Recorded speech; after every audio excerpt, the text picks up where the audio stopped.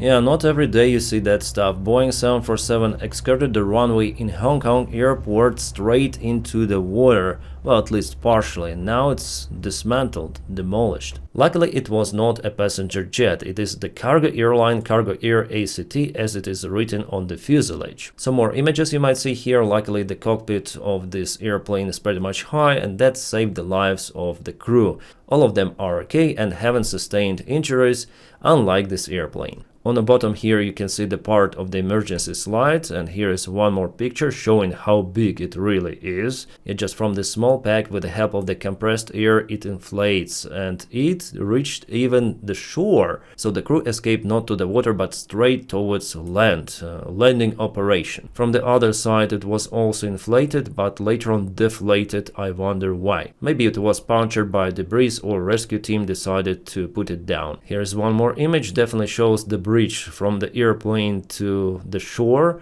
Also, you might say that the wings are in the water, so if there's some sort of the fuel leak or some of the damages to the fuel tanks, it probably helped to avoid huge fire. And here's the initial image. It happened during the night time.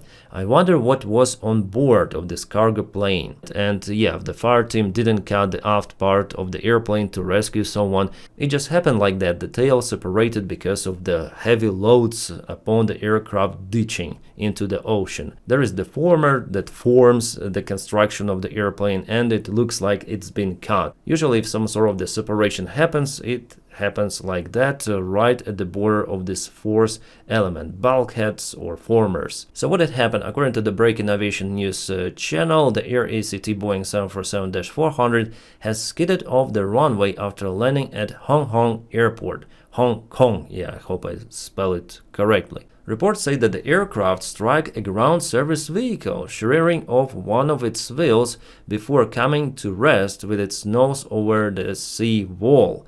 4 crew members on board have escaped unhurt, but 2 ground staff inside the ground vehicle remain missing. So probably airplane just put it to the water, this vehicle, service vehicle. And here we have the clarification. One of the men on the ground vehicle has been confirmed dead, while police say the other has been sent to North Lantau Hospital. His status is unknown. All 4 flight crew members escaped unharmed. And the flight was the Emirates Sky Cargo flight EK9788, operated by Turkish carrier Air ACT. It's the usual thing, then one airline cooperates with another one and performs their flights. I personally performed the flight for Moldovan Airlines on Ukrainian International Boeing 737. It happens, and Emirates, they do not have any sort of the responsibility here. It all goes for carrier. And here we have the last track from the Flight Radar 24. As you might see, runway 07 left. It's very close to the sea, to the ocean you might call it. The last speed that was shown is 49 knots, so somehow airplane veered off the runway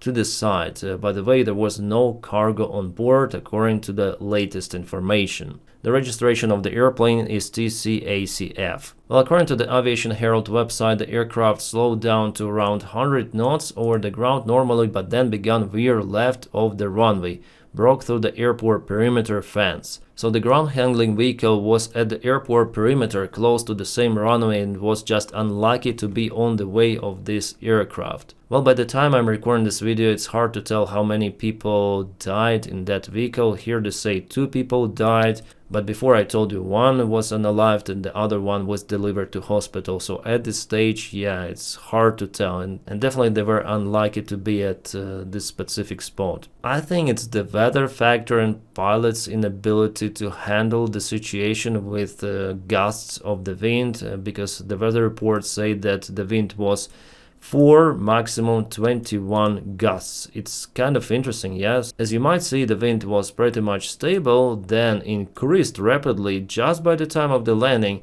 and then decreased. And those weather reports are based on actual system, so it was definitely like that, 4 gusting 21. And kind of unusual, say if you have gusts, it means that also direction of the wind could be changing. Yeah, again the photo, and here we have the aircraft, so probably it hit the vehicle somewhere at this intersection and put it down to the ocean. Why I also think that it could be the wind, because it was blowing from this side just a little, 0 to 0 degrees, yeah, and the runway is 070 degrees, so you have this angle from the left like 50 degrees. But again, if you have gusts, it means that the direction also could change rapidly, abruptly, as well as the speed of the wind.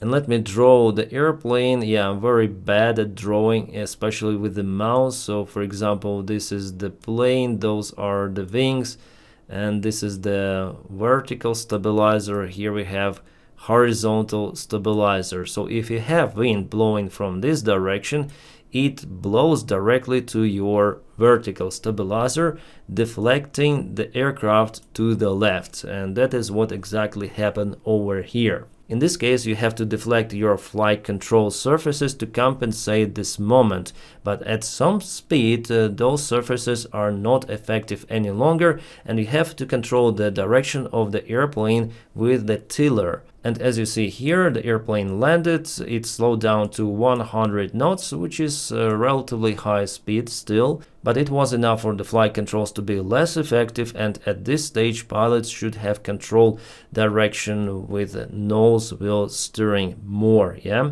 On this airplane you may control direction with pedals, so the nose wheel is connected to pedals on Boeing aircraft, unlike on ATR. On ATR you have just tiller connected to the nose gear. That's kind of tricky, especially in those kind of the cases. But on Boeing still there are some of the angle limits for the nose gear to deflect from the pedals. So at some certain point you have to use tiller, then you want to turn to go to the parking spot. Well, here I wonder what happened in this specific spot. What caused the airplane to deviate that fast, that much to the side? Clearly at this stage the airfoils are less effective, so you mostly control direction with the help of the nose gear. But at the same time you also need to relieve the pressure on one of your wheels.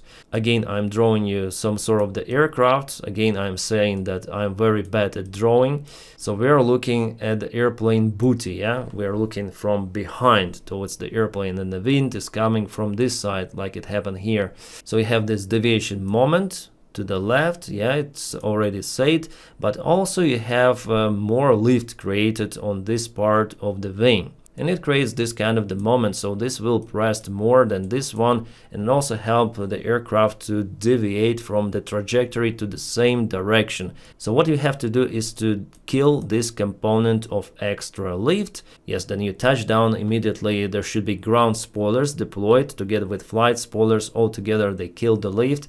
I wonder how they operated in this case, by the way. But also you need to deflect ailerons, this one up and this one down, to compensate this extra lift here for your wheels to be equally loaded. So basically after landing you push rotate yoke to the left with this wind component coming from your left. So you create this kind of the moment that compensates and kills this one altogether, yeah, the sum, and they disappear. Yoke to the wind, it's the usual tactics for any sort of the airplane, excluding Airbus. It has side stick to the wind, right? It applies for the bigger airplane, for the smaller airplane, whether it's Cessna 152 or 747, it doesn't really matter. Aerodynamic laws and principles, they're equal. So for now I have two big questions relative to this aviation accident of how did pilots cope with that, how they deflect their airfoils, flight control surfaces, flight controls themselves, how they manipulated with the thrust as well. By the way, was there any thrust asymmetry? Because if you put revers, maybe some of the engines spool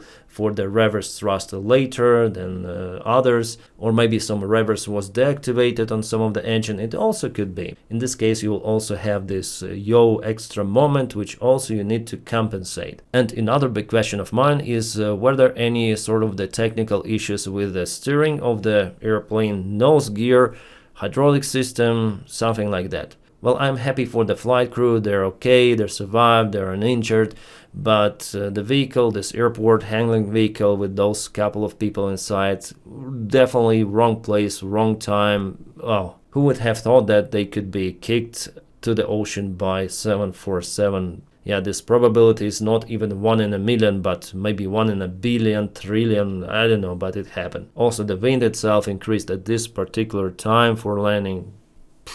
Yeah, sometimes we have this coincidence which we cannot control, but pilots, they actually can control the airplane behavior, and I wonder what happened for them not to be able to control it in this case. Technical issues or pilot mistake. Well, anyways, we'll see. The investigation has been started. And one more case happened last night. This one in Russia. Azerbaijan Airlines Airbus A320 skirted the runway in Pulkovo, St. Petersburg. A crew report about some of the issues with the landing gear. They decided to land in Origin Airport. They burned some of the fuel they were holding. Those patterns did couple of the low pass approaches and finally landed with excursion. Crew is okay, passengers are okay, everything went fine in this case. And I wonder what happened to the landing gear definitely. Was it the problem with the nose wheel steering in this case? Hard to tell. Or judging on those doors, they should not be open like that. They should be closed and sealed if the landing gear is extended. Could it be a manual gear extension, or could those doors just drop because of the bumpy ride outside the runway?